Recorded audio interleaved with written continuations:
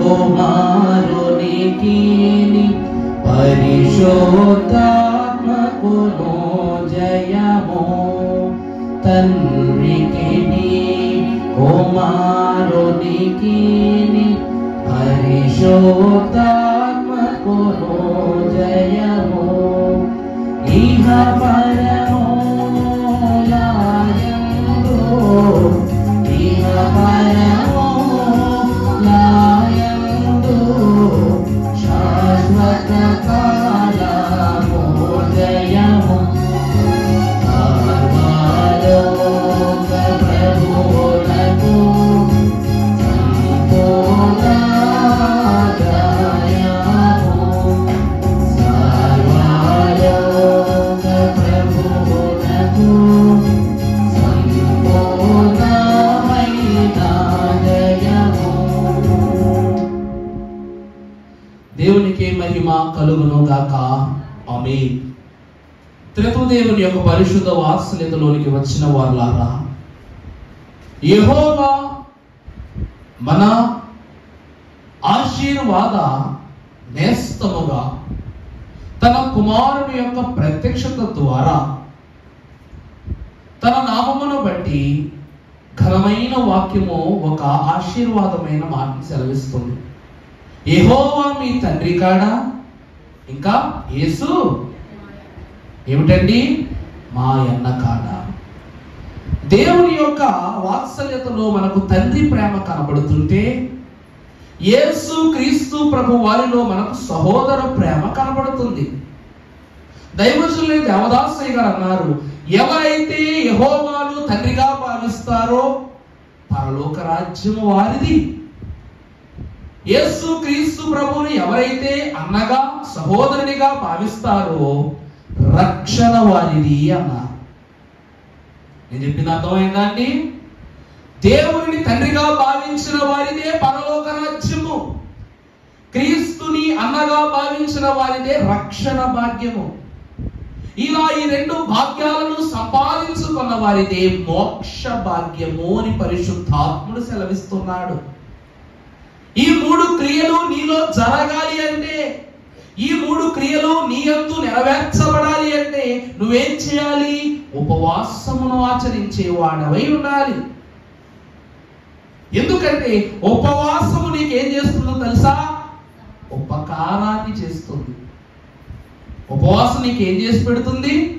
ఉపకారం చేసి పెడుతుంది. ఎందుకయ్యా అంటే, ఉపవాసం చేశానయ్యా, ఎన్నో వాళ్ళు ఉపవాసం చేశాను, అయినను నాకు కీడే కలిగింది అన్న వ్యక్తి భూమి మీద ఎవరు ఉండరు. ఎవరి డాక్టర్లు ఏం చెప్తారు? అమ్మా, కొన్ని ఆహార పదార్థాల వల్ల నీ శరీరము విపరీతమైనటువంటి ఉద్రిక్తకు గురైంది కనుక నువ్వు కాస్త ఒక రోజు కావచ్చు, ఒక పూట కావచ్చు, కాస్త కడుపును ఖాళీ చేసుకో. అంటే కడుపు ఖాళీగా ఉంచుకోవటము వలన మనకు ఉపకారం జరుగుతుందా, అపకారం జరుగుతుందా? మరి యేసు క్రీస్తు ప్రభు వారు చేసిన ఉపవాసము ఆయన ద్వారా మనకు ఉపకారం కలిగించిందా, కలిగించలేదా? తండ్రి కోరుకునే ఉపవాసము ద్వారా రక్షణ అనే ఉపకారము మనకు కలిగిందా లేదా?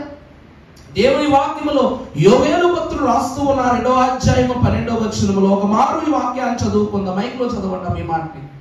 ఇందులో చదువుకుంటాం, పెద్ద మైక్లో చదివేసి. ఇప్పుడైనను మీరు ఉపవాసం ఉండి కన్నీరు విడచుచు దుఃఖించుచు మనఃపూర్వకముగా దేవుని ప్రియబిడ్డలారా, అంటే సమస్త దోషాలు నిన్ను ఎలా మార్చేసాయంట? దేవునికి దూరస్తునిగా మార్చేశాయి. నువ్వు గ్రహించు క్రియలన్నీ ఈ లోకము చేత నిన్ను ఒక వేషధారుని స్థితిలోనికి నెట్టేశాయి. దేవుని విడచి ప్రేమను మరచి లోకమును చేర్చుకున్న నీకు సమస్తమైన దైవ తలాంతులు నశించిపోయాయి గనుక దేవుడు నీకు ఒక అవకాశాన్ని తెలియజేస్తూ ఉన్నారు. అంటే నా యొద్దకు రావటానికి నీకు ఒక అవకాశాన్ని నేను ఏర్పాటు చేస్తూ ఉన్నాను. ఆ అవకాశమే ఏమై ఉన్నది? ఉపవాసం. ఇక మీదటైనా మీరేం చేయండి? ఉపవాసం నుండి. ఇక మీదటైనా అంటే ఏమన్నా దేవుని యొక్క తలంపును బట్టి చూస్తే ఇక మీదటైనా అనే మాట ఎప్పుడు వాడతాం మనం? రే జరిగింది ఏదో జరిగిపోయింది రా, ఇప్పటి నుంచైనా నీ బుద్ధి మార్చుకో, నీ ఆలోచన మార్చుకో, నీ పద్ధతి మార్చుకో, నీ ఆలోచనలను చెడు వైపు కాకుండా మంచి వైపు ఉంచుకొని మంచి మార్గాన్ని ఎంచుకో. ఇదే కదమ్మా ఇక మీదటైనా ఇప్పటికైనా అంటే దేవదేవుని కనుదృష్టిలో లోకము ఎలా మారిపోయిందంట? మంచిగానా చెడుగానా చెప్పండి? అది కదా నైగారి చేత ప్రత్యేకంగా మన కొరకు రాయించారు. పాపా వృత్తిని మానో కొనోమి మనసా శాపాలో నరకంబో సహింపలేమో మనసా శాపాలో నరకంబో సహింపలేమో పాపా వృత్తిని మానో కొనోమి. పాపం అనేది నీ వృత్తి అయిపోయింది, నీ రక్తంలో రక్తం అయిపోయింది, శరీరంలో శరీరం అయిపోయింది, ఆత్మలో ఆత్మ అయిపోయింది, నీ యొక్క దినచర్యగా మారిపోయింది. పొద్దునే లేచి ముఖము కడుక్కోవటము, టిఫిన్ చేయటము, పనికి వెళ్ళటము, అదే పనిలా ఎలా ఇముడ్చుకున్నాము, పాపం అనేది కూడా నీ దినవృత్తిగా మారిపోయినది ప్రభు యొక్క మాట. అందుకే జరిగినది ఏదో జరిగినది. దేవుడు ఏమంటున్నారు చూసారా? మనం ఎలాగైతే మన బిడ్డలను చేసిన తప్పులను బట్టి సరేనన్నా తప్పేదో చేసావు, ఇక మీద నా తప్పు వైపుకును పోరాదు అని బిడ్డలను మనం మందలించినట్లుగా ఆయన మన తండ్రి కనుక, యెహోవా మన తండ్రి కనుక ఆ తండ్రి చెప్తూ ఉన్నారు ఏమని? ఇక మీదటైనా మీరు ఆ లోకమును విడిచిపెట్టి ఉపవాసము చేసి కన్నీరు విడచుచు దుఃఖించుచు మనఃపూర్వకముగా తిరిగి నా యొద్దకు. ఈ మాటలు ఇద్దరు మహాగణులైనటువంటి వారికి వర్తిస్తాయి. ఎవరికయ్యా అంటే ప్రాముఖ్యంగా మొదటిది తప్పిపోయిన కుమారునికి, రెండవది నినివే పట్టణ వాసులకు.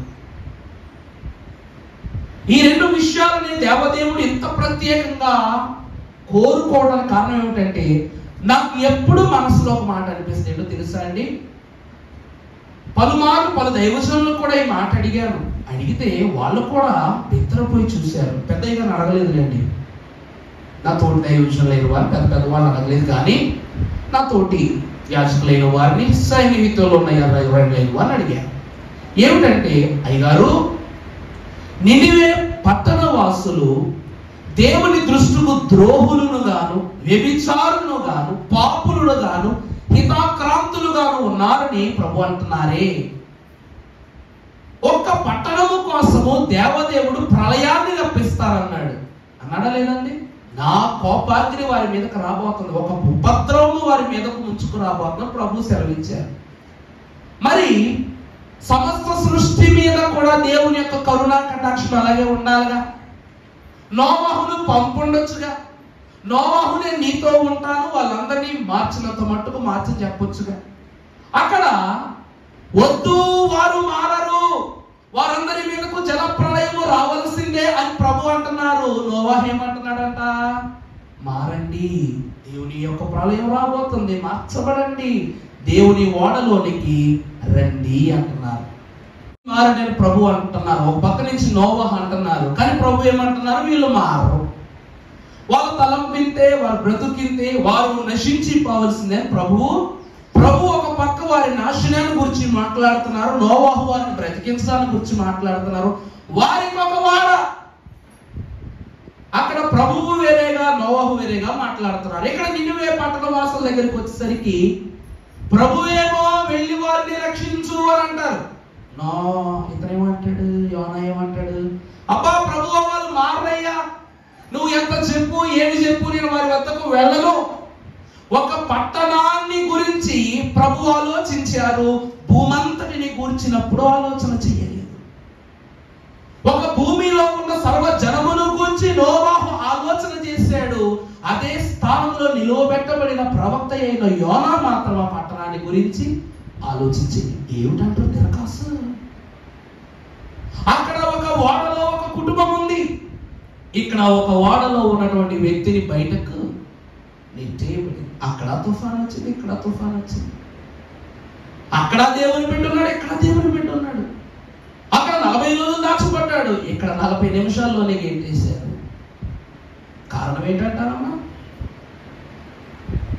భూమి మీద సమస్త జనులైన వారు 120 సంవత్సరాలు సువార్త పొందారు. 1 కాదు, 2 కాదు, 120 సంవత్సరాలు. 120 సంవత్సరాలు వాడా చేశాడు, సువార్త చేశాడు. ఇవన్నీ చేసినా సరే తన తోటి వారే కాదు, మేటి అయినటువంటి వారు కూడా స్వబుద్ధి లేని వాళ్ళవని పిచ్చి వాడి వలె నోవాహును చూశారు. చూసారా లేదండి?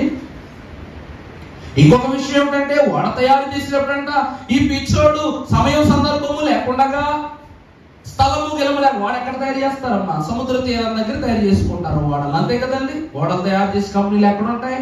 సముద్రానికి దగ్గరగా ఉంటాయి ఓడ ట్రాన్స్పోర్ట్. ఎందుకంటే పెద్ద ఓడలు కాబట్టి వాటిని మోసుకుని వెళ్ళి పరికరాలు ఇంకా రాలేదు. అందువలన వారి గల శక్తితో ఆ ఓడలను నీళ్ళ మీద దొర్లిస్తూ పంపిస్తారు నీటిలోకి.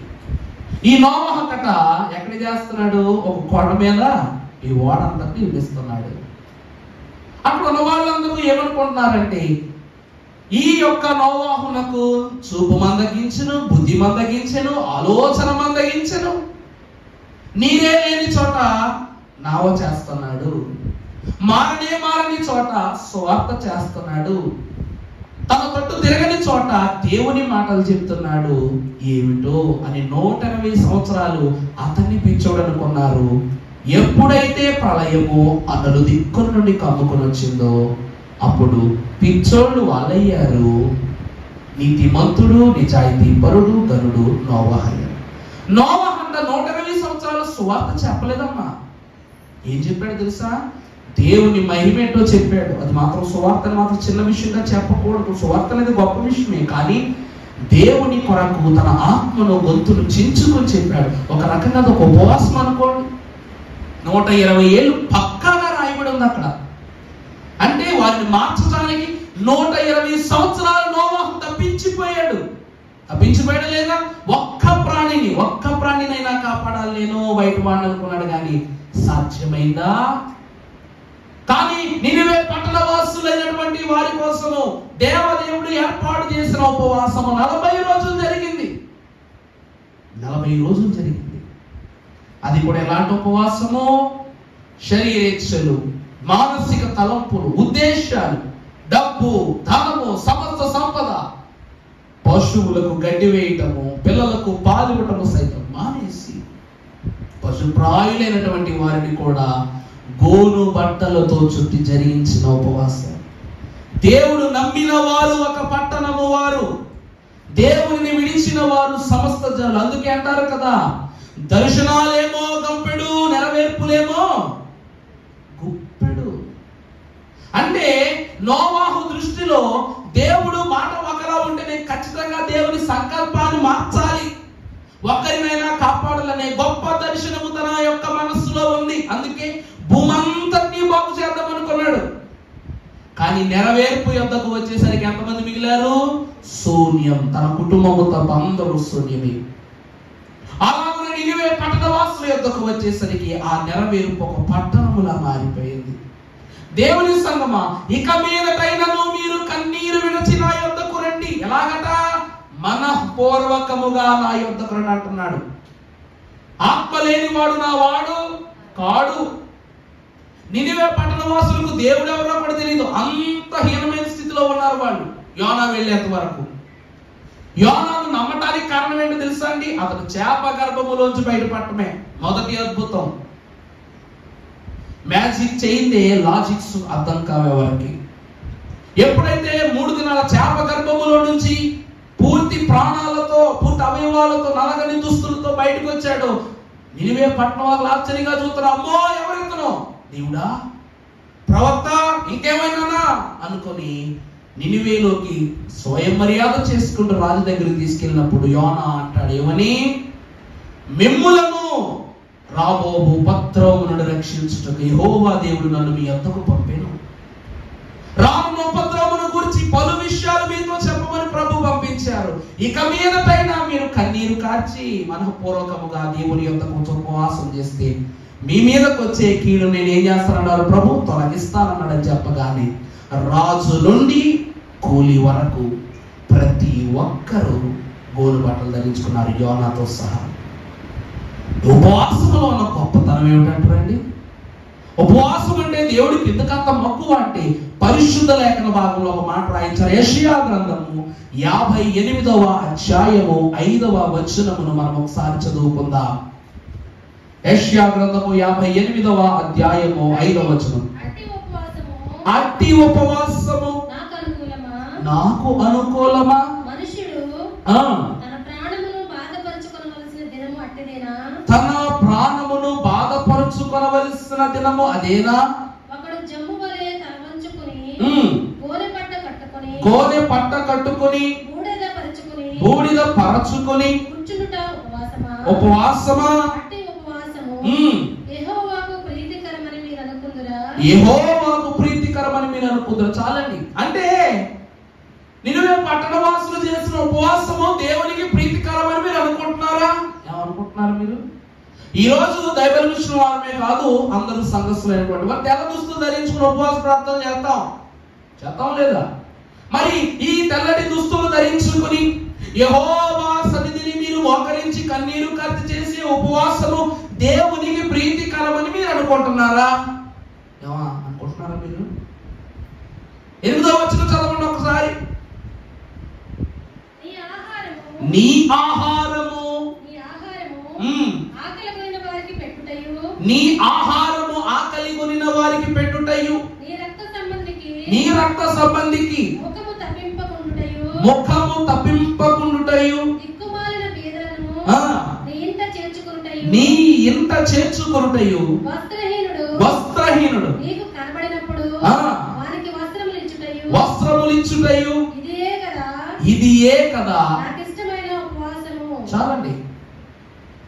దేవుడు స్వయంగా తన మాటల్లోని యెషయా ద్వారా వ్రాయించి ప్రత్యక్షంగా మీ ఎదురు చూపించిన మాటలు. ఉపవాసం అంటే నువ్వు ధరించుకునే దుస్తులలో ఉండే గొప్పతనము కాదు, నువ్వు విడిచిపెట్టినటువంటి నువ్వు ఆ పూట ఏ ఆహారం అయితే తినవో దాన్ని త్యజించటము కాదు, ఏ ఆలోచనలను గురించి నువ్వు బాధపడుతున్నావో అది ప్రభువుకు అప్పగించటము కాదు, ఎప్పుడు నువ్వు బ్రతికే బ్రతుకును ఆ రోజు త్యాగము చేసి దేవుని యొద్ద ఉండటం, ఇది కాదు నాకు ఇష్టమైన ఉపవాసం. ఉపవాసం ఎవరి కోసం చేస్తున్నావు? దేవుని కోసం. మరి దేవునికి ఇష్టమైనట్లుగా చేయాలా, నీకు ఇష్టమైనట్లుగా చేస్తావా? ఇక రెండు కొత్త అలవాటు పెట్టుకుందాం మనం. వారమంతా ఎవరిని దగ్గరికి రానివ్వద్దు, చేర్చుకోలేదులే కానీ మనం మధ్య తరగతి కుటుంబాలు కాబట్టి మనలో ఆ ఒక్క రోజు, ఆ ఒక్క ఉపవాసం అనే రోజు నువ్వు ఉపవాసంతో విడిచిపెట్టే నీ కంచం అన్నాన్ని ఎవరికైనా ఇస్తారా? ఇవ్వండి. నీ ఇంట్లో ఎన్నో కాని వస్తువులు బట్టలు ఎన్నో ఉండి అది ఎవరో ఒకరికి ఇవ్వండి. లేని వాళ్ళు కొన్ని వాళ్ళకి ఇవ్వద్దమ్మా, లేని వాళ్ళకి ఇవ్వండి. మనకు దాంట్లో ఎప్పుడైనా కనబడతారు, ఎవరో ఒకళ్ళు కనబడతారు. భూమి మీద బాగా బ్రతికే వాళ్ళ కంటే బాగా బ్రతుకున్న వాళ్ళే ఎక్కువ ఉన్నారు. నీ వస్త్రాన్ని ఒకరికి ఇవ్వు. నువ్వు ఆ రోజు ఆ పూట వదిలేసే భోజనాన్ని, నువ్వు మొట్టని ఆ భోజనాన్ని నువ్వే వండి వాడి చేతికి ఇవ్వు. నీ ఇంటికి చేర్చుకోనక్కర్లేదు. కానీ నాకు ఒక మాట, ఇప్పటికే మా అమ్మగారు నన్ను తేగ తిడతారు. ఎవరైనా భిక్షగాలు కనబడితే నాకేమో నేను సంపాదించలేదు కదా, గతంలో నేను సంపాదించేవాడు కాదు, చదువుకునే వయసు కాబట్టి మా మమ్మీ ఏమన్నా కొనుక్కోమని ఏమని, లేకపోతే డబ్బులు నీ జోబులో పెట్టాలని ఇచ్చేది. ముష్టుడు కనబడ్డాడు అనుకో, ఇలా జోబులో పెట్టేలా బయటికి తెస్తా. 10లైనా 20లైనా 100 రూపాయలు అన్ని బయటకు వచ్చేసి అనమాట. చేతికి ఏ నోటు తగిలితే అది ఇచ్చేంతకు రెడీ అయిపోయేవాడు. నేను రెడీ అయిపోతే తక్కువ ఒక దెబ్బ కొట్టి అమ్మగారు అనేవారు, జాగ్రత్త డబ్బులు కింద పడతాయి, ఎందుకు తీసావు అంటే ఏం లేదు మమ్మీ, ఏం లేదు మమ్మీ, అబద్ధం చెప్పేవాడు. అబద్ధం చెప్పినప్పుడు ఇవి జోబులో నెట్టి ఈ జోబులో చేయబెట్టగానే కాయిన్స్ దొరికాయి అన్నమాట. ఈ కాయిన్స్ ఎంత మటుకు, ఎందుకంటే కాయిన్స్ ఇస్తే అమ్మకు సప్పుడు వస్తుందేమో అనుకునేవాడు. కానీ ప్రియులారా, చప్పుడు చేసే కాయిన్ కన్నా చప్పుడు చేయని నోటునే ఎక్కువ గమనిస్తుంది ఈ లోకం. ఏమన్నా గమనిస్తా అప్పుడు ఈ జోబులో చేయబెట్టి కాసులు తీసి ఆ పక్కన అతనికి ఇచ్చారు. అప్పుడు ఏమీ అడగలేదు, నన్ను అడగలేదు అనమాట. ఎందుకు అంటే మనము సంపాదించుకున్న సొమ్ము మీద మనకంతా మక్కువ, హక్కు. దేవుని యొక్క వాక్యం సెలవిస్తూ ఉన్నది. మనకు అనిపించవచ్చు, వాళ్ళు సంపాదించుకోలేరా, వాళ్ళు కష్టపడలేరా అని అనుకుంటాం. ఇవ్వండి, కష్టపడలేని పరిస్థితిలో ఉన్న వాళ్ళకి ఇవ్వండి.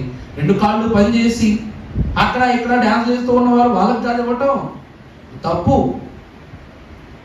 అతడు నలవలేడు, తినలేని వాడు, పని చేసుకోలేని వాడికి ఇవ్వచ్చు. యెహోవాకు అది ఏమైనది? ప్రీతికరమైన ఉపవాసమైనది. ఉపవాసం అంటే కడుపు కాల్చుకుని ఇంట్లో ఒక చోటే మోకరించి చేసేది ఉపవాసం కాదు. యేసుక్రీస్తు ప్రభువారు నడుస్తూ ఉపవాసం చేశారు, నిలబడి ఉపవాసం చేశారు, మాట్లాడుతూ ఉపవాసం చేశారు. ఎందుకంటే ఉపవాసం అనేది నోటికి ఒంటికి సంబంధించినది కాదు, ఆత్మకు సంబంధించినటువంటి క్రియ. సాతానుడు అంటాడు, ఓ నీకు ఆకలి వేసిందంటే ఆ రాళ్ళని రొట్టెలు చేసుకుని తినొచ్చుగా. అప్పుడేమన్నారు ప్రభువు? ఉపవాసంలో ఉన్నాను, నేను తిన్నానారా? పిచ్చివాడా పో అన్నాడు సాతాను. రాబో ఆదివారం ఒక వాక్యాన్ని సిద్ధపడుతున్నాను. అబ్బా, సాతాను యొక్క చాకచక్యమైన క్రియలు ఎంత విచిత్రంగా ఉంటాయో ఆ వాక్యములో. నాకు ఎప్పటికీ ఆ వాక్యాన్ని చూసినప్పుడల్లాను, ఒరే నువ్వెంత మందిని ఇలా మోసం చేసేవరా సాతానా. వాక్యములోనే ఇన్ని దొరుకుతున్నాయే.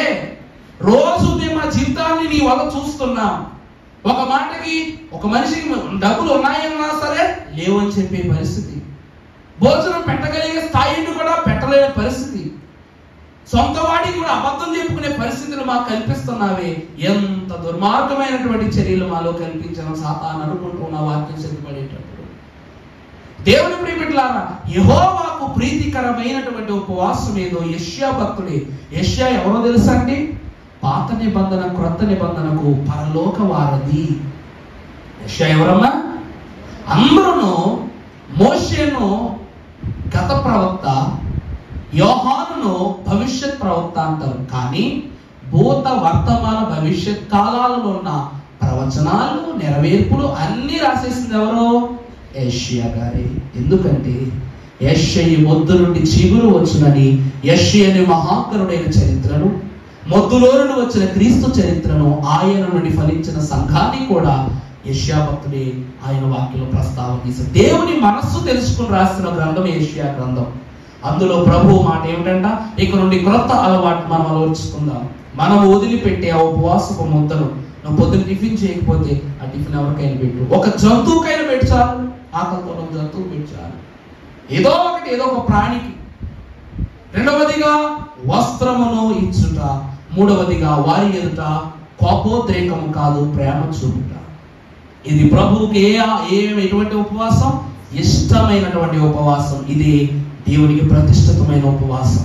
ఇక రెండవది మనం చూసినప్పుడు పరిశుద్ధ లేఖన భాగములో నుండి భక్తుడైన నెహెమ్యా రాసిన గ్రంథం 1వ అధ్యాయం 4వ వచనం చదువుకుందాం.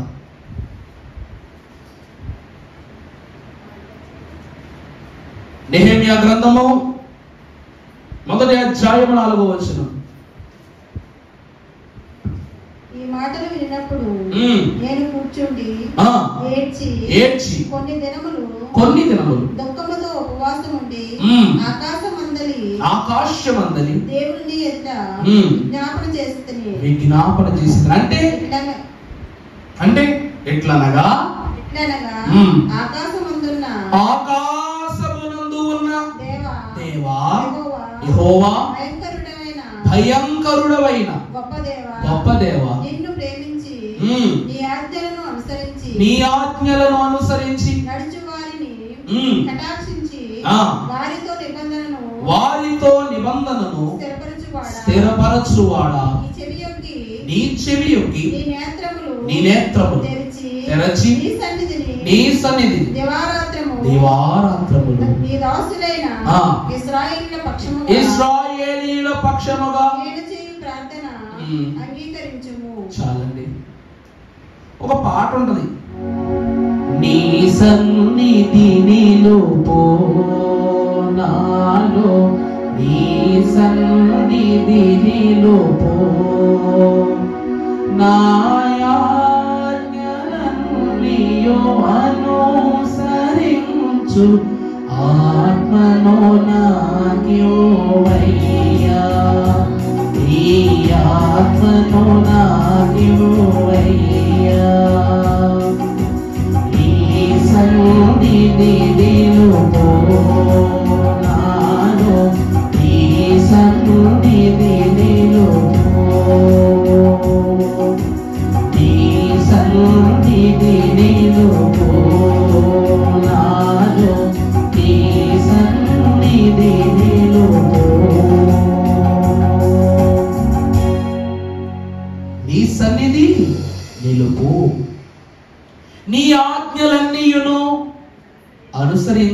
ఆత్మను. ఇక్కడ నెహెమ్యా ఏమని ప్రార్థన చేసుకుంటున్నాడు? నీ ఆజ్ఞలను అనుసరించేటువంటి ఆత్మ నాకు ప్రభువును. దేవుని ప్రియబిడ్డలారా, నెహెమ్యా గొప్ప భక్తుడు. నెహెమ్యా ఎవరండి? గొప్ప భక్తుడు. కానీ అతను కూడా ఏమని ప్రార్థన చేసుకుంటున్నాడు? అయ్యా, నేను పాపగ్రహితమైన పరిస్థితిలో ఉన్నానేమో, నా పాపములన్నింటినీ నీకు చెప్పుకోవడం మరచితినేమో.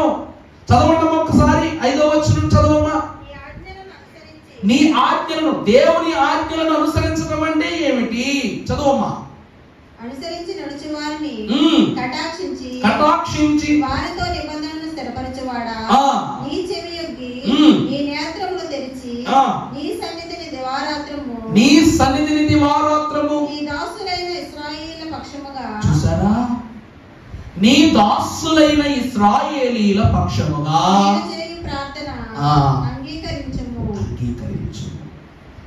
ఇశ్రాయేలు ప్రజలైనటువంటి వారు ఎలా ఉన్నారంటండి? ఇశ్రాయేలు ప్రజలు ఎలా ఉన్నారు? దేవునికి ఇష్టలుగా ఉన్నారా? ప్రతి క్షణము దేవునికి అయిష్టలు అవుతూనే ఉన్నారు. భక్తుడు మారటము, పరిస్థితి మారటం, భక్తుడు మారటము, పరిస్థితి మారటం. నిజం చెప్పాలంటే భూమి మీద ఇశ్రాయేలీలే ఎక్కువ ఉండాలి. ఎందుకంటే దేవుడు ఏమన్నాడు? ఆకాశ నక్షత్రాలుగాను ఇసుక రేణువులుగా చేస్తా. అంటే భూమి ఎక్కడ సంచరించిన అక్కడ అంతా ఆకాశ నక్షత్రాలు ఉండయా ఉండవా? అంటే భూమి అంతా వారికి ఇస్తానన్నాడు. ఆనాడు భక్తులైన ఆదామవ్వలకు దేవుడు ఏమని? భూమిని నిండించుడి, ఫలించి విస్తరించి అభివృద్ధి నొంది భూమిని నిండించు. వారు భూమిని నిండించే వారిగా ఉన్నారు. కానీ నిండిన ఆ భూమిలో ఘనమైన ఏర్పాటు జనమే ఇశ్రాయేలీయులు. ఇక్కడ ఇసుక రేణువులు ఎక్కువ, ఆకాశ నక్షత్రాలు ఎక్కువ. అంటే ఇసుక రేణువులే ఎక్కువ. రాలిన వారందరూ దేవునికి అయిష్టలుగా ఉండి రాలిపోయిన వారందరూ ఏమై ఉన్నారు? ఇసుక రేణువులుగాను. ఆకాశ మార్గములో దేవుని వాక్కును బట్టి నడిచిన వారందరూ తేజరిల్లే నక్షత్రాలుగాను కనబడుతున్నారు. ప్రభువా, ఇశ్రాయేలు జనమైనటువంటి వారు ఎప్పటి నుంచైనా నీ చిత్తానుసారము వారు అనుసరించి నీ క్రియలను ఒప్పుకొని, నెహెమ్యా చూసి ఏమంటున్నారు? నీ ఆజ్ఞలన్నీ అనుసరించాలి. అంటే రెండవ ఉపవాసము ఏమిటి అంటే పాపాలను విడిచిపెట్టడానికి నెహెమ్యా భక్తుడు ఇశ్రాయేలు ప్రజలను గురించి చేసిన ఉపవాసము. ఈరోజు చూసారా, మన పిల్లలైనటువంటి వారి చదువుల కోసం, ఉద్యోగాల కోసం, ఆరోగ్యాల కోసం, ఆయుష్కాల కోసం, వాళ్ళ ఇష్టాల కోసం రానున్న దినాల్లో ఏ కష్టాలకు వారు లోబడకుండా ఉండటం కోసం మనం ఏం చేస్తుంటాం? ఉపవాసాలు చేస్తాం. వాడికి ఉపవాసం అంటే ఏమిటో తెలియని క్షణంలో కూడా మనం ఉపవాసాలు ఆచరిస్తాం. వాడు ఎలాగైనా ఉండని, ఆయన పొద్దున్నే నా బిడ్డ పనికి వెళ్ళాడు, తిరిగి రావాలి, ఉపవాసం చేస్తాం. పనికి వెళ్ళాడు, ఒక ఉద్యోగానికి వెళ్ళాడు, ఆ ఉద్యోగం నా బిడ్డకే రావాలి ప్రభు, సరైన దారిలో మారడానికి ఉపవాసం. అలాగే నెహెమ్యా జనులైన ఇశ్రాయేలీల కొరకు తాను ఉపవాసం ఆచరణ. ఎందుకనగా పాపములను విడిచిపెట్టుట నిమిత్తము వారు పాపాలను విడిచిపెట్టాలి. అందరూ అంటారు, ఏమండి వాళ్ళ కోసం మీరు ఉపవాసం చేస్తే వాళ్ళకేం జరుగుద్ది? చేసేది మీరు, దేవుడు స్థించేది మీరు. మీరు తింటే ఎదుటివాని కడుపు నిండుద్దా? ఏమా మీరు తిన్నారంటే మీ బిడ్డల కడుపు నిండుద్దా? కానీ ఇక్కడ విషయం చాలా డిఫరెంట్ ఉంటుంది. బిడ్డలు తింటే తల్లికి మాత్రం కడుపు నిండినట్లే. ఇక్కడ నెహెమ్యా భక్తుడు తల్లి స్థానములో ఉండి ఇశ్రాయేలు ప్రజల కొరకు ఏమి చేస్తూ ఉన్నాడు? ఉపవాసము చేస్తూ ఉన్నాడు. ఆ బిడ్డలైన వారు పాప ఫలితమైన స్థితి నుండి బయటకు వస్తే, వారు రక్షింపబడితే ఇతడు ఏమైనట్లు చెప్పండి? ఇతడు ఏమైనట్లు? తృప్తి పొందినట్లే. ప్రతి ప్రవక్త దేవుడిచ్చిన తల్లి సమానులేనండో. ప్రతి ప్రవక్త దేవుడిచ్చిన తల్లి సమానులే. గద్దించువారు, ప్రేమించువారు, దరిదించుకునేవారు, హెచ్చరించువారు, వాక్చాతుర్యము చేత వారిని దేవుని యొద్దకు నడిపించిన వారు అందరూ తల్లి స్థానం. ఎందుకంటే యెహోవా మా తండ్రి గాడా అని ఎప్పుడు అన్నారుగా. మన ఆయన తండ్రిగాను, కుమారుడు, సహోదరుడుగాను, జ్యేష్ఠుడుగాను ఉన్నారు. మరి తల్లి స్థానంలో ఎవరు ఉంటారు ఇక్కడ? దేవుడు పంపిన సమూహం అనగా యాచక సమూహమే. ఆనాడు ఆదినరులైనటువంటి అయినటువంటి దంపతులైన వారిలో ఆది తల్లి తప్పు చేసింది. తల్లి స్థానములో ఉండి ఎందరో యాజకుల ద్వారా, ప్రవక్తల ద్వారా ఆ తప్పులను దేవుడు ఏం చేస్తున్నారు? ఈనాడు సరిదిద్దుతూ ఉన్నారు. రెండవది, నెహెమ్యా తల్లి స్థానము యందు నిలవబడి ఏం చేశాడంట? తన బిడ్డలైన, తన ప్రజలైన ఇశ్రాయేలీల కొరకు ఉపవాసం ఆచరించాడు. రెండవది, పాపములను పరిహారము చేసే ఉపవాసం. మూడవదిగా మనము చూసినప్పుడు మొదటి సమూయేలు గ్రంథంలో ఒక మాట 7వ అధ్యాయము 6వ వచనం చదువుకున్నప్పుడు, మొదటి సమూయేలు గ్రంథము 7వ అధ్యాయము 6వ వచనము చదువుకుందాం. వారు మిస్సాలో కూడుకొని నీళ్లు చేది యెహోవా సన్నిధిని కుమ్మరించి ఆ దినము ఉపవాసము ఉండి యెహోవా దృష్టికి మేము పాపాత్ములము అని ఒప్పుకొనిరి. చూసారా? క్షమాపణ చూసారా? అంటే ఒక ఉదాహరణను నేను మీకు వాక్యం ద్వారా చూపిస్తూ ఉన్నాను. దేవుని ఎదుట వారు తీసుకుని కనిపరుస్తూ పాపములో ఉన్నప్పుడు ఎంత మంచి విషయమైనా చెడుగానే కనబడుతుంది. రక్షణలో ఉన్నప్పుడు ఎంత చేదైన విషయమైనా తీయటి అనుభవముగానే మనకు అనుకరిస్తూ ఉన్నదని చెప్పటంలో, ఈ ఉదాహరణలో ఏ సందేశం లేదు. దేవుని యందు ప్రియ బిడ్డలారా, సంఘ నాయకుడు మహోన్నతుడైనటువంటి యేసుక్రీస్తు ప్రభువారు పాపాత్మురాలి ఇంట నివాసము చేసి ఆయన సహవాసమును మనకు కనుపరిచినటువంటి విధానమును బట్టి దేవదేవుడు ఎన్నో రక్షణ సంకల్ప దీవులు ఇచ్చారు. ఎందుకంటే ఆయన ఎవరంట? పాపులనంటినను పాపమంటని ప్రభువు. ఎందుకంటే క్షమాగుణము ఉన్నవాడే పాపాలను తన నుండి తొలగించుకొనగలడు. క్షమించే గుణము ఉన్నవాడు యేసుక్రీస్తు ప్రభు వారికి పాప క్షమాపణ లక్షణం ఉంది కనుక మనం ఏం చేస్తాం? ప్రార్థనా మెట్లలో రెండవది ఏమిటండి? పాపముల ఒప్పుదల. నీలో ఒప్పుదల ఉన్నప్పుడే క్షమాపణ కూడా వస్తుంది. ఇక్కడ వీరు వారి క్రియలను తప్పని దేవుని ఎదుట ఒప్పుకున్నారు కాబట్టి, యెహోవా ఎదుట ఒప్పుకున్నారు కాబట్టి వీరికి రక్షణ వచ్చిందా రాలేదా? ఇశ్రాయేలు ప్రజలకు వచ్చింది. మూడవదిగా మనము చూసినప్పుడు పరిశుద్ధ లేఖన భాగములో నుండి జకర్యా గ్రంథం 7వ అధ్యాయము 5వ వచనము, జకర్యా గ్రంథము 7వ అధ్యాయం 5వ వచనం చదువుకున్నప్పుడు, దేశపు జనులందరికీ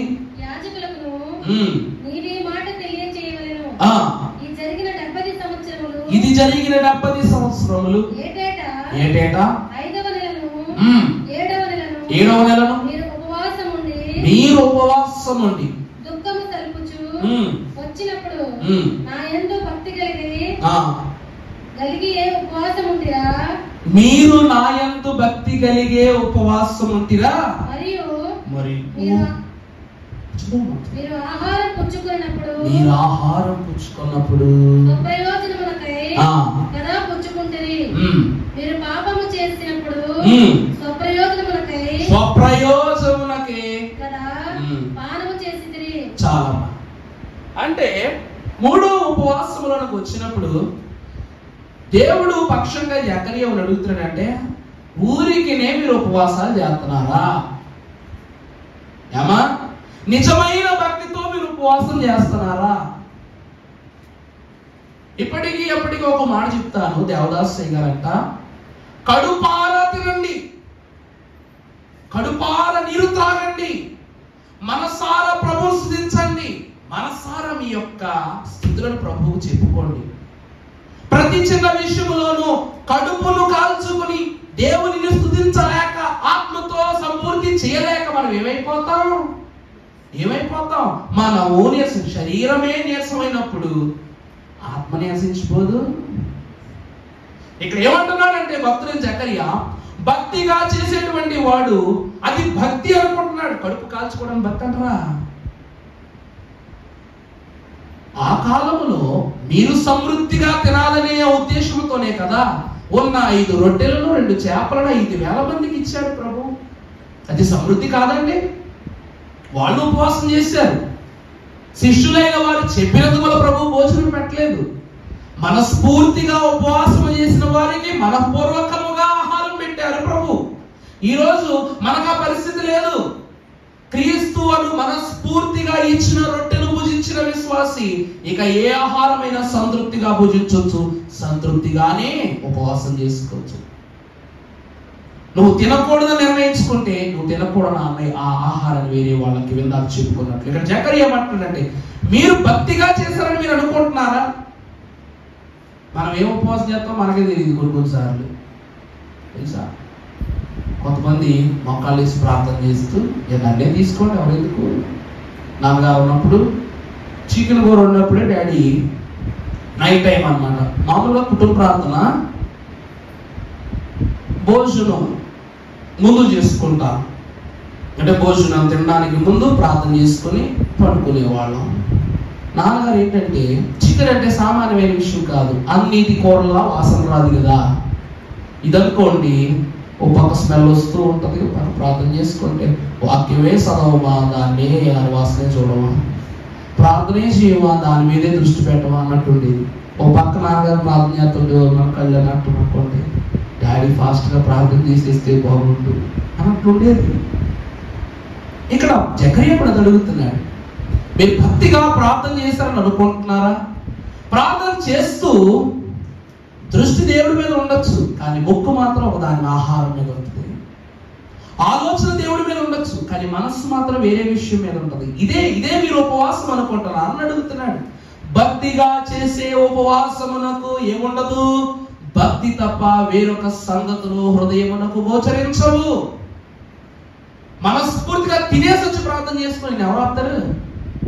మనస్ఫూర్తిగా దిగుదెత్తి తాగేసి ప్రార్థన చేసుకుని నేను ఎవరు ఆపుతారు? జకరియా ఏదంటున్నాడు, దేవుని సన్నిధిలో ఏది అయినను ఎంచి తన యందు నీకు ఇవ్వబడిన దానిని నువ్వు తృప్తిగా భక్షించవచ్చు. ఎందుకంటే వాక్యాన్ని భక్షించేవారు ఈ లోకమునందు ఎట్టి స్థితినైనను దానిలో అలవర్చుకొనగలరు. అది భక్తి అంటే. భక్తి చేస్తున్నామని చెప్పి మాటకు భక్తినిచ్చి పూటకు దానిని మాత్రమే చూసేది భక్తి కాదు. పూట దానికి ఇచ్చేయండి, నీ భక్తిని నువ్వు కనపరుచుకోండి. ఎవరు నేనేమనంటారా? ఉపవాసం 3 రకాలు. ఇంటర్మీడియట్ ఫాస్టింగ్ అంటారు, ఇంటెంటెడ్ ఫాస్టింగ్ అంటారు, డైట్ఫుల్ ఫాస్టింగ్ అంటారు. ఏం ఫాస్టింగ్ ఎన్ని రకాలు? భక్తిలో కూడా స్పిరిచువల్ ఫాస్టింగ్ అంటారు. ఏంటో పచ్చరే సామాన్లు ఇస్తారా? జకరియా ప్రశ్నిస్తున్నాడు, దేవుని పక్షంగా ప్రశ్నిస్తున్నాడు. ఇలాంటి భక్తి కలిగిన ఉపవాసాలు మాత్రం మీరు చేయొద్దు. బైబిల్ మిషన్కి ఇది అతీతం కూడా. బైబిల్ మిషన్ ఇది ఖచ్చితంగా అతీతమే. ఇప్పటికీ కూడా మన యాజకులు ప్రధానులు మన అయ్యగా కిరణమయ్య గారు అంటారు, తోటకు వచ్చినటువంటి వారు ఉపవాసాలు చేసేవాళ్ళు అలా ఎవరు వెళ్ళొద్దు. దేవుడు సమృద్ధి గల ఆహారం ఇచ్చారు. ఈరోజు డబ్బులు ఇచ్చి కొనుక్కునే దౌర్భాగ్యం పట్టిందా మన మిషన్లో? సుమారు 86 సంవత్సరాలు పూర్తి చేసుకున్నప్పటికీ బైబిల్ మిషన్ ఈ 86 సంవత్సరాల్లోనూ మనము ఆగి ₹1 ఇచ్చి కొనుక్కునే అవసరాన్ని దేవుడు మనకి ఇవ్వలేదు. ఎందుకంటే అది దేవుని యొద్ద నుండి, పరలోకములో నుండి మన్నాను రూపాయలతో కొనుక్కోలేదు. రూపాయలతో కొనుక్కునే స్థితి ఎవరిది. అలాగే దేవుడు సమృద్ధిగా తినండి అన్నారు. బైబిల్ మిషన్లో అలవాటు ఉన్న వాళ్ళే దయచేసి అలా పెట్టుకోవద్దన్నారు.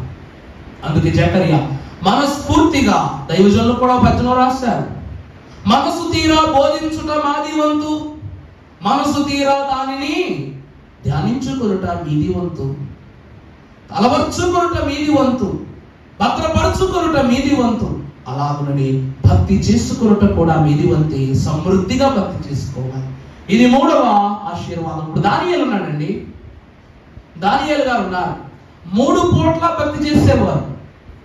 ఏమండి, అతను సమృద్ధిగా తినేవాడు, సమృద్ధిగా ఉద్యోగం చేసేవాడు, సమృద్ధిగా భక్తి చేసుకునేవాడు.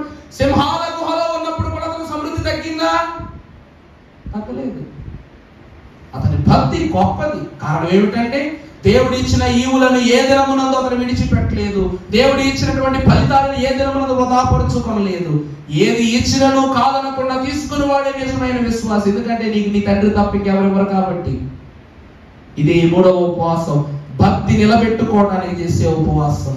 ఇక 4వది మీరు చూసినప్పుడు పరిశుద్ధ గ్రంథములో నుండి 2వ దినవృత్తాంతముల గ్రంథము 20వ అధ్యాయం 3వ వచనం ముగించుకుందాం.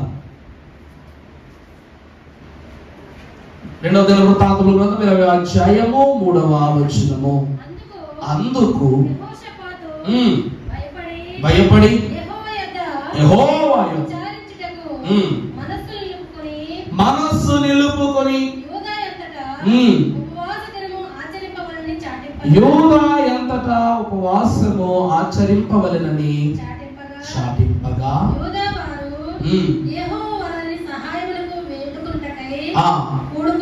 కూడుకునిరి. చాలండి. దేవుని యందు ప్రియబిడ్డలారా, ఒక ప్రత్యక్షకరమైన మాట. యెహోషాపాతు అనే భక్తుడు పలు దోష క్రియలను బట్టి యెహోవా ఎదుట విచారిస్తూ ఉన్నాడు.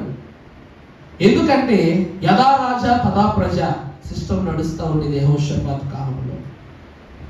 రాజు చేసిన దోషమే ప్రజలను కూడా అలవర్చుకుని ఉండేవారు.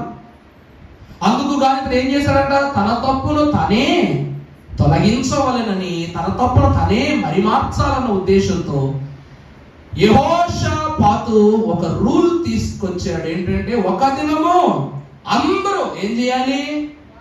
ఉపవాసం ఆచరించాలి.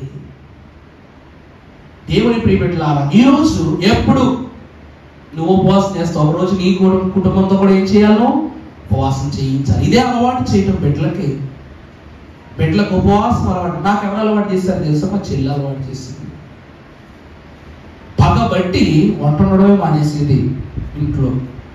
మమ్మీ లేనప్పుడు ఏదో డ్యూటీకి వెళ్ళిపోతారు కాబట్టి చెల్లి బాబు వంట చేతను చేసేయమ్మా అని చెప్పేసి వెళ్ళిపోయేది. ఆమె ఉపవాసం చేస్తూ నేను గరిట ముట్టను, వంట చేయను అని భీష్మించి కూర్చుని ఏం చేసేది? వంట చేయడం మానేస్తుంది.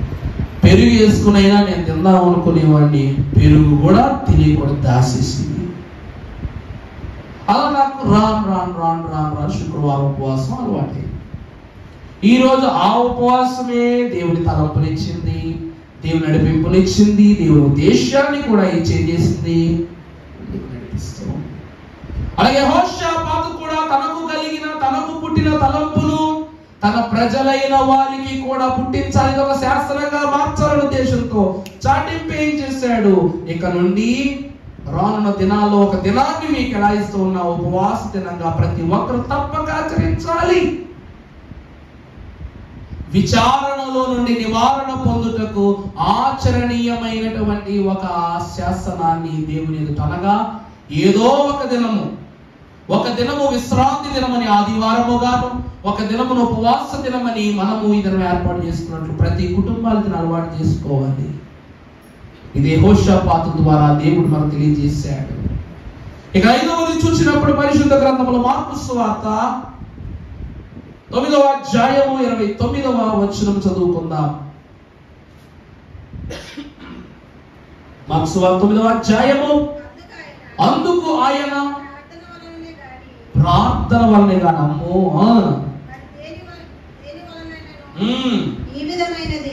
ఈ విధమైనది అసాధ్యమని వారితో చెప్పాను. చూసారండి, నిజమైన ఉపవాసం ఏమిటి అంటే అసాధ్యములైన క్రియలను ప్రార్థన ద్వారా సాధ్యము చేసినదే ఉపవాసము. అర్థమైందమ్మా? దీని క్షుణ్ణంగా మార్కు భక్తుడు రాశారు. నీ జీవితంలో ఆగిపోయినవి, అడుగంటుకుపోయినవి, ఇక జరగవు అనుకున్న వాటిని దేని ద్వారా నువ్వు మరలా గెలుస్తూ ఉన్నావు? ప్రార్థన ద్వారా. 7 వారాలు నేను ప్రభు సన్నిధిలో ఉపవాసం చేశాను అయ్య గారు అని కొంతమంది సాక్షి చెప్తారు. చాలా ఆనందం. కానీ ఆ 7 వారాలలో ఏదో ఒక వారంలోనైనా, ఏదో ఒక విషయంలోనైనా నువ్వు తలదంపులు దేవునికి వ్యతిరేకంగా దొరలకుండా ఉన్నావు లేదో ఒకసారి పరీక్ష చేసుకో. 7 వారాలు అంటారు, వారాలు అని చెప్తారు, కానీ వారంలో ఒక రోజు, మరి మిగిలిన 5 రోజులు వారం అని చెప్పి ఒక రోజు ఉపవాసంలో ఉంటారు. 7 రోజులు ఉపవాసం అని చెప్పారు, 7 వారాలు ఉపవాసం అని చెప్తారు కదా. ఇక్కడ యేసుక్రీస్తు ప్రభువారి మాట, ప్రభువారు 40 రోజులు చేశారు కాబట్టి 40 దినాల ఉపవాసం. నినివే పట్టణం 40 రోజులు చేస్తారు కాబట్టి 40 దినాల ఉపవాసం. నువ్వు 7 వారాల కాకాని విషయాలకు వెళుతున్నావు కాబట్టి 7 వారాల ఉపవాసం ఎట్లవుతుంది? ఒక రోజు వెళ్తున్నావుగా, మరి 7 రోజులు వెళ్ళాలిగా. అయినా ఏమని రాశారండి? సన్నిధి అంటావే కానీ సన్నిధి సారము ఏమీ లేదు. సారము లేనటువంటి ఈ సన్నిధి సుస్థిరముగా ఉంటుందా ఉండదా? 5వ ఉపవాసం ఏమిటంటే క్షుణ్ణముగా నువ్వు దేవుని ఎదుట ఒట్టు పెట్టుకున్నప్పుడు ప్రతి విషయంలో కాస్త జాగ్రత్త పడి ఉండాలి. మాటలు జాగ్రత్త. మాట వదిలితే వెనక్కి వస్తుందా? దేవుని ఎదుట మాట చాలా జాగ్రత్తగా ఉండాలి సుమా. నువ్వు నీ పరిస్థితుల గురించి ఇక్కడ దేవుడు చెప్పినట్లు చేయట్లా, నీ ఇష్టాన్ని గురించి నువ్వు ఉపవాసం చేస్తున్నావు కాబట్టి ఆ ఇష్టంలో కూడా తప్పులు దొరకకూడదు. అందులో బట్టి దేవుని వాక్యం సెలవిస్తూ ఉన్నది ఏమని? ఏ స్థితులు నీ అంత ఆగిపోయాయో ఆ స్థితులను గురించి ప్రార్థనాపూర్వకముగా నువ్వు దేవుని ఎదుట విడచెప్పుకొనవలెను. ఆ రీతిగా ఉపవాసం చేయాలి. యేసు ప్రభువు నేర్పిన ఉపవాసం ఇది. 3 రోజులు ప్రభు ఉపవాసం చేశారు. కొండ ప్రసంగం చెప్పి వాళ్ళ చేత కూడా ఉపవాసమే చేయించారు. అది అసాధ్యమును సాధ్యం చేసేది. వీళ్ళ 3 రోజుల ఉపవాసము 5 రొట్టెలను 2 చేపలను 5,000 మందికి ఇచ్చేలా చేసిందా లేదా? చేస్తారు. ప్రభువారు అంటారు, నేను శోధనలో ప్రవేశించకున్నట్లు మీరు శోధనలో ప్రవేశించకున్నట్లు మెలకుగా ఉండి ప్రార్థన చేయండి అన్నారు. శిష్యులు గంట ప్రార్థన చేయలేకపోయారు. కానీ ఒకవేళ ప్రార్థన చేసి ఉంటే ప్రభువారి శోధన తగ్గుండేదేమో, సిలువ శిక్ష తప్పిపోయి ఉండేదేమో, సిలువ శిక్ష తప్పింపబడి ప్రభు రక్షింపబడి ఉండేవారు. అవునా కదండి? అలాగే 3 దినాలు వారు కటిక ఉపవాసము నుండి ప్రభువులతో ఏకమై ప్రార్థించారు కాబట్టి 5 రొట్టెలు 2 చేపలు 5,000 మంది పంచిపెట్టబడినట్లు ప్రభువు కూడా సిలువ నుండి ఎందుకంటే ప్రార్థన అసాధ్యమైన క్రియలను సాధ్యం చేస్తుంది. యేసుక్రీస్తు ప్రభు వారు కూడా సిలువను ఎత్తుకున్నప్పుడు ప్రార్థన, సిలువ మీద ఉన్నప్పుడు ప్రార్థన, సిలువను విడిచి తండ్రి యొద్దకు వెళ్ళేటప్పుడు కూడా ప్రార్థనే. వీరేమి చేయించున్నారు ఎరుగరు గనుక వీరిని, అది ప్రార్థన కాదు. తండ్రి నీ చేతికి నా ఆత్మను అప్పగించుకున్నా. ఈ రోజు ఇక్కడ కూర్చుని ఏమంటున్నావు? తనువు నాది గోగై కొలుమియో ప్రభువా నీ పనికి, అది ప్రార్థనే. అందరూ బయలుదేరిన పాటలు ఏమనుకుంటారు, కానీ దాని నిండా వాక్యం ఏముంటది. కొన్ని పాటలు చివరి చూడండి, అధ్యాయాల రెఫరెన్స్తో సహా ఉంటాయి పాటల మీద. ఎందుకనగా ప్రభువారు అనుక్షణము ప్రార్థనే. అందుకే ఎన్నో కాని విషయాలు సాధ్యపడ్డాయి. ఇది 5వ ప్రార్థన, పరిస్థితులన్నిటినీ మరలా పునరుద్ధీకరణముగా మార్చే ప్రార్థన. ఇక 6వది మీరు చూసినప్పుడు 1 రాజుల గ్రంథము 21వ అధ్యాయం 27వ వచనం.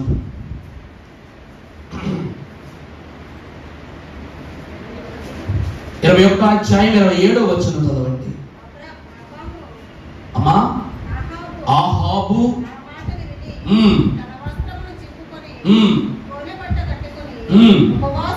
ఉపవాసం ఉండి వ్యాకుల పడుచుండగా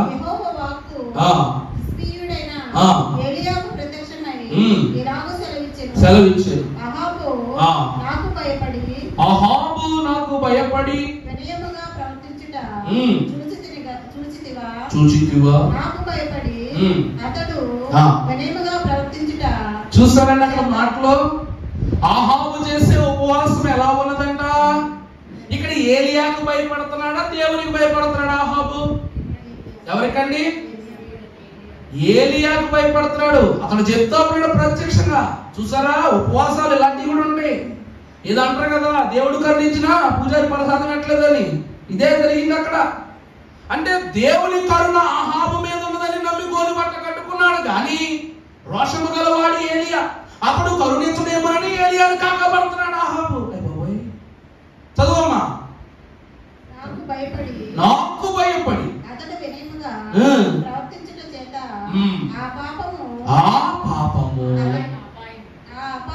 ఆ అపాయము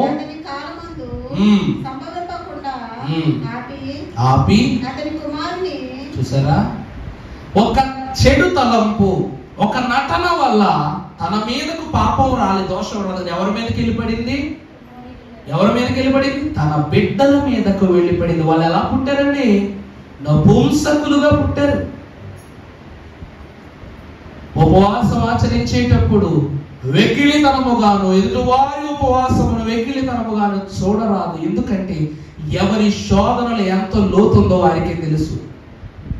అంటే సమస్త దీవెన కారకుడైన ప్రభు ఎదుట నువ్వు ఏ కన్నులతో ప్రభువును చూస్తున్నావు ప్రభువు తెలియదు. ఈరోజు కొంతమంది సైకాలజిస్టులు మనసులో ఏదుందో చూస్తూ పరిస్థితి చెప్పేస్తారు.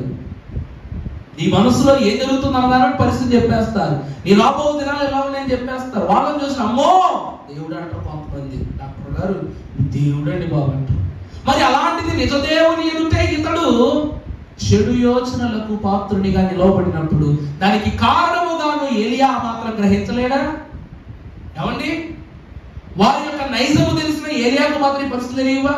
దేవుడు బానే కరుణించాడని అనుకుంటున్నాడంట ఎవరు? అహాబు. కానీ ఏలియా మాత్రము తనను పట్టించుకోవటం లేదు. అందువల్ల ఏలియాని ఏం చేస్తున్నాడు?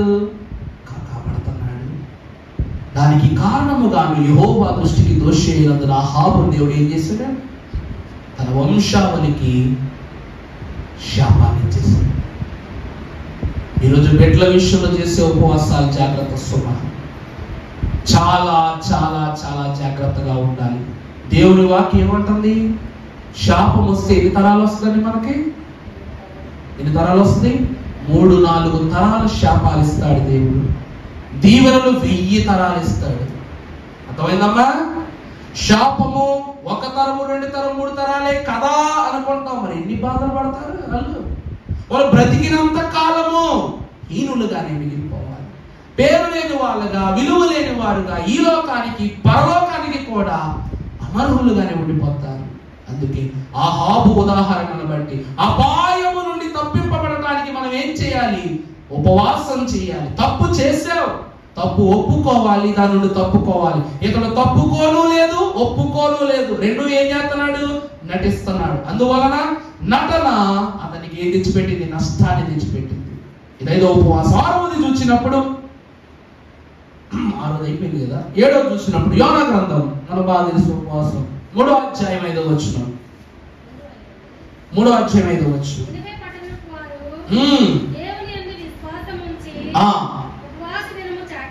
చాటించి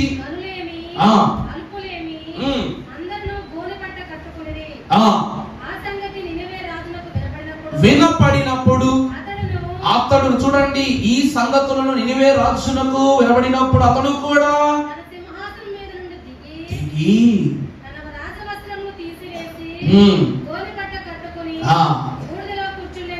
చాలమ్మా. దేవుని ప్రియబిడ్డలారా, చూసారా?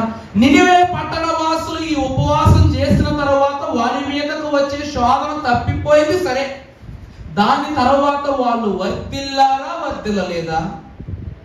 ఆ రాజ్యము రక్షణలో శోభిల్లిందా శోభిల్లలేదా? దేవుడు నీ మీద నుండి కీడు తొలగించాడంటే మేలునిచ్చినట్టే కదా.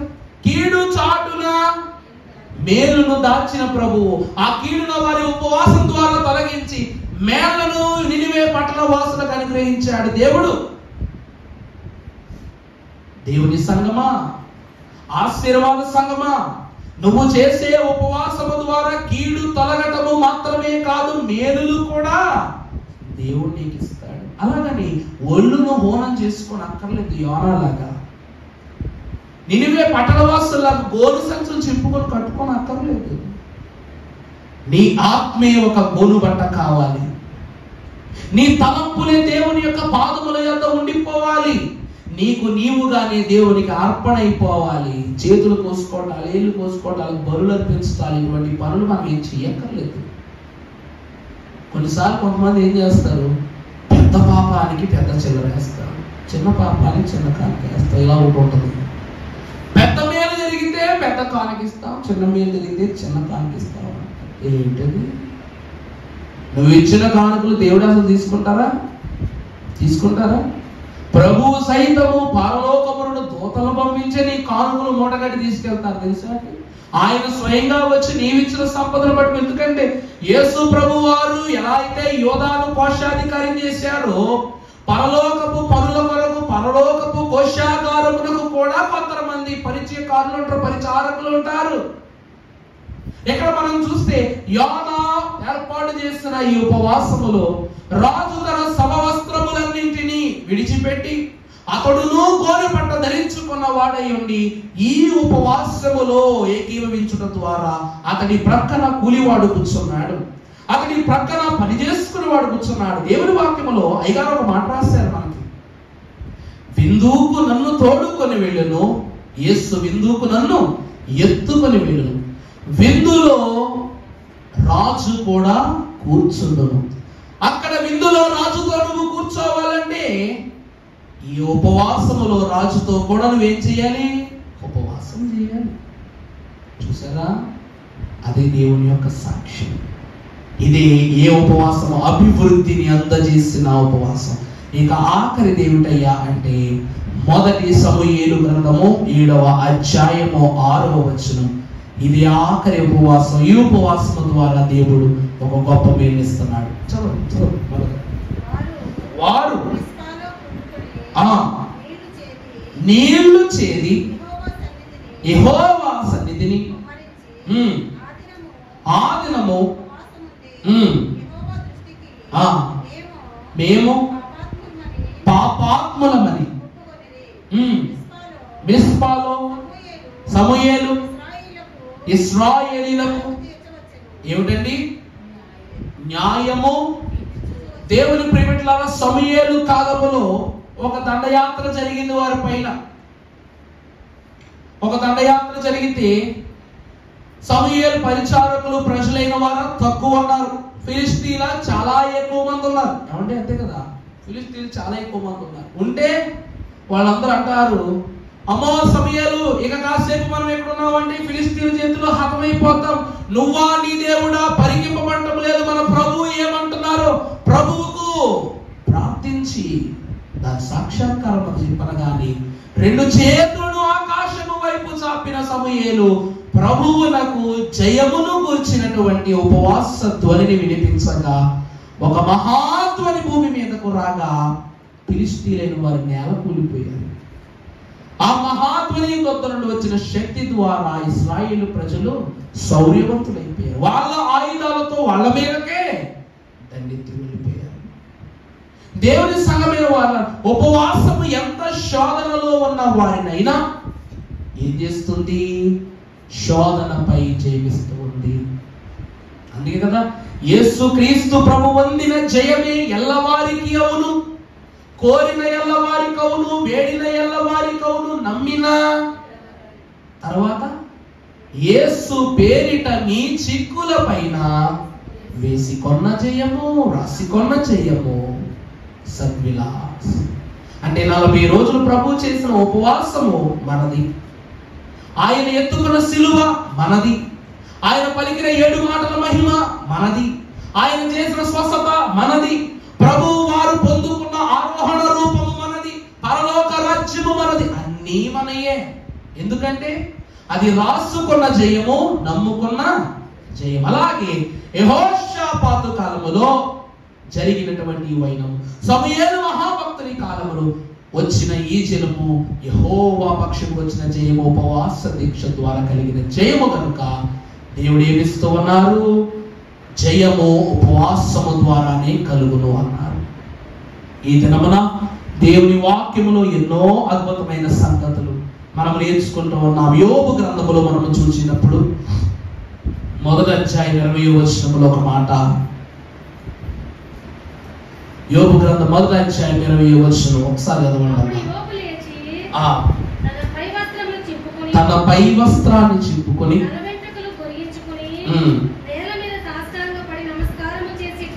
ఇట్లా నేను వచ్చి తిని. చాలండి. అలాగే 41వ వచనం, 42 చదవండి. 42వ అధ్యాయము యోబు గ్రంథం 12వ వచనం, 42వ అధ్యాయము 12వ వచనం చదవండి. ఆఖరిగా యెహోవా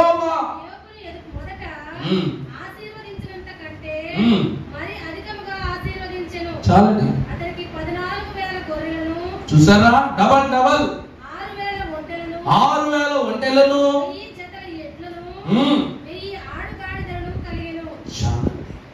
ఇప్పుడు యోబుకు మొదట నేను దిగంబరిగా వచ్చాను, దిగంబరిగానే నీ ఎదుగుతున్నాను ఇప్పుడు. కానీ ఆఖరిలో ఎలా వచ్చినా కూడా అలాగే ఉన్నాడా? ఉండలేదు. దేవుడు వృద్ధినిచ్చాడు, అభివృద్ధినిచ్చాడు, సంతానాభివృద్ధినిచ్చాడు, ధనాభివృద్ధినిచ్చాడు, పంటల అభివృద్ధినిచ్చాడు, స్వాస్థ్యం యొక్క అభివృద్ధినిచ్చాడు.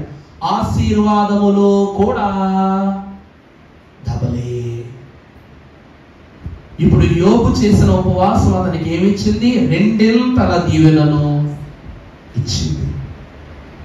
ఈ దినమున ఉపవాసం ఆచరిస్తున్న వారులారా, మీది ఎంత గొప్ప సమస్య అయినా కావచ్చు, కానీ ఎంత పాపినైనను చెంత చేర్చి కాయను అని రాశారు. అలాగే ఎంత గొప్ప సమస్య అయినను చింత లేకుండా తీసేస్తారు ప్రభు. అట్టి రీతిగా దేవునికి ఇష్టమైన ఉపవాసదారులుగా ఈ దినమున మన అంశములని విడచెప్పుకొని ప్రార్థనా వాక్యము మన హృదయములు నింపివేసి దేవుడి మన ఆశీర్వాదంతస్తులకు నడిపించును గాక. ఆమేన్. పరిశుద్ధుడా నీకే స్తోత్రములు. ఈ కొద్ది మాటలు మీరే మాలో ఫలింప చేయండి. నీ కృపా సమాధానము చేతని మమ్మల్ని నింపివేసి నీ సమాధానముతో నీ హస్తముతో మమ్మల్ని ఆశీర్వదింపు చేసి ఉపవాసములో ఉన్న ఉపకారములను మీరు మాకు బయలుపరచుకొని యేసు నామమున వేడుకొనుచున్నాము తండ్రి. ఆమేన్. సంతోషము. నరునాలో గుడారము వేసిన తండ్రికి జయము. నరునాలో గుడారము వేసిన తండ్రికి జయము.